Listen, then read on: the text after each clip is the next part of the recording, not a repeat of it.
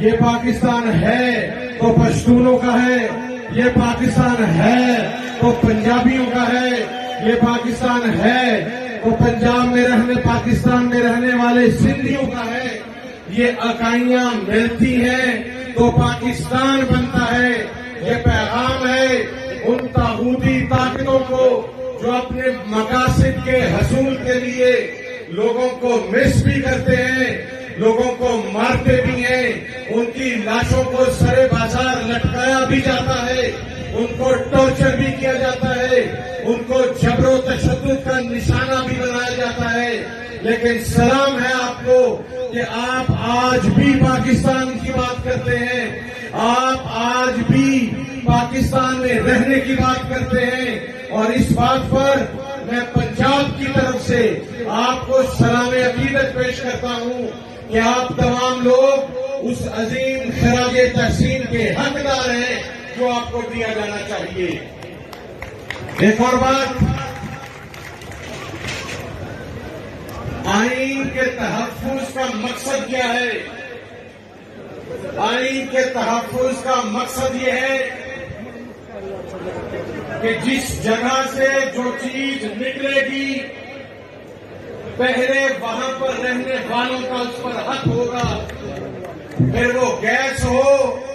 وہ ریکوڈک ہو، وہ معدنی وسائل ہو، وہ تیل ہو، اگر وہ پہلے آپ تک پہنچے گی تو اس کے بعد پھر کسی کے پاس پہنچنی چاہیے۔ یہ بات بالکل کلیئر ہونی چاہیے، اس میں کوئی دو رائے نہیں ہونی چاہیے۔ اور دوسری بات، عوام کی طاقت کے آگے کوئی کھڑا نہیں ہو سکتا۔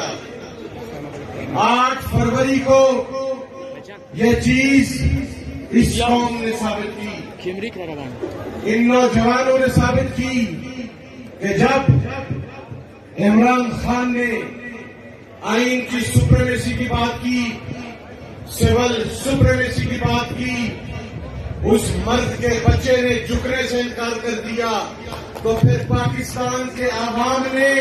گھروں سے نکل کر اس مرد کے بچے کو ووٹ دیا، اور وہ کوئی ڈیل لے کے بھاگا نہیں، اس کے پلیٹلیٹس کم نہیں ہوئے، اس کو کوئی بیماری لاحق نہیں ہوئی۔ وہ آج بھی جیل میں بیٹھ کر اگر بات کر رہا ہے تو سول سپریمیسی کی بات کر رہا ہے۔ وہ آج بھی جیل میں بیٹھ کر اگر کوئی بات کر رہا ہے تو وہ یہ کہہ رہا ہے کہ پاکستان کی عوام کا سب سے پہلا حق ہے پاکستان کے اوپر۔ وہ آج بھی اگر جیل میں بیٹھ کر یہ کہہ رہا ہے کہ پاکستان کو کسی پرائی جنگ کا حصہ نہیں بننا چاہیے، پاکستان کو کسی پراکسی کا حصہ نہیں بننا چاہیے، وہ آج بھی اگر جیل میں ڈٹا ہوا ہے تو بلوچستان کے لوگوں وہ آپ کے حقوق کے لیے ڈٹا ہوا ہے، وہ پاکستان کے لیے ڈٹا ہوا ہے۔ یہ فرض اب آپ نے پورا کرنا ہے کہ ہر وہ آواز جو پاکستان کو توانا کرنے کے لیے بلند ہوگی، جو آپ کے حقوق کے لیے بلند ہوگی، جو آپ کے رائٹس کے لیے بلند ہوگی، وہ آواز کسی بھی پارٹی کی ہو، آپ آگے بڑھ کر اس آواز کا ساتھ دیں گے۔ اور آخر میں ایک بات کہتا چلوں کہ پاکستان کو ایک ایجنڈے کی بنیاد پر، لسانیت کی بنیاد پر، مسلک کی بنیاد پر، زبان اور صوبائیت کی بنیاد پر جو تقسیم کرنے کی سازش کی جاتی رہی، وہ پاکستان کے عوام کی طرف سے نہیں تھی، وہ پاکستان کے خلاف سازش تھی۔ آج سب سے پہلے عمران خان کو اور اس کے بعد اس عظیم تحریک کے بانیان کو یہ کریڈٹ جاتا ہے کہ آج اگر بلوچستان سے تعلق رکھنے والی جماعتوں کے سربراہان اس اسٹیج پر موجود ہیں تو ان کے ساتھ پنجاب کے ساتھ بیٹھے ہوئے لوگ بھی موجود ہیں،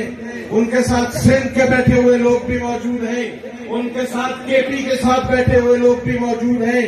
آج اگر اس اسٹیج پر مجلس وحدت مسلمین کے سربراہ راجہ ناصر عباس موجود ہیں، تو پاکستان کی سنی لیڈرشپ بھی موجود ہے، اور میں یہ سمجھتا ہوں کہ یہ ایک نئی بگننگ ہے پاکستان کے اندر، جس نے پاکستان میں صوبائی عصبیت، لسانیت اور مسالت کی بنیاد پر لڑوانے کی سازشوں کا کلا کما کر دیا ہے۔ اس پر